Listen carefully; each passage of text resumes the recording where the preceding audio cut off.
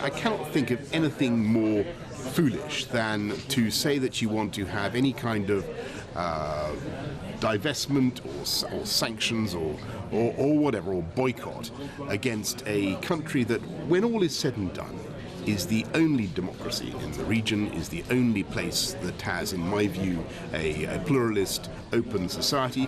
You know, why boycott Israel? And by the way, I think there's some misunderstanding over here about it. The supporters of this so-called boycott are really just a bunch of, corduroy-jacketed academics from, lefty.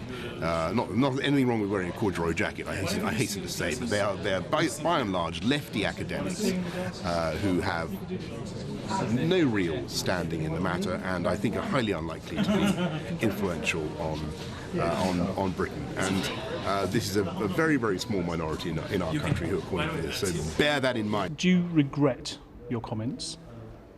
No, I think on the boycott, it was very striking just now that the Prime Minister of the Palestinian Authority himself said very clearly several times that he was opposed to a boycott of Israel. I think that is the right position, and it's a shame that some elements have been whipping up social media so that there seems to be some security issue. But isn't it a case that a throwaway remark by you has damaged the whole trip? No, I think it's on the contrary. What you've got is a simple repetition of what is not only British government policy, but also a policy that is actually supported by the Prime Minister of the Palestinian Authority. And I do think it's a shame that that has been allowed to overshadow. It wasn't necessarily about the policy. To stop us going ahead with Not necessarily meetings. about the policy, which I think you say that the Palestinian Prime Minister agrees with. More about the way you put it, and it seemed flippant, perhaps. I think it was very, very clear from the conversation that I've just had with the Prime Minister of the Palestinian Authority that he does not support a boycott of Israel. He doesn't think that is the way forward.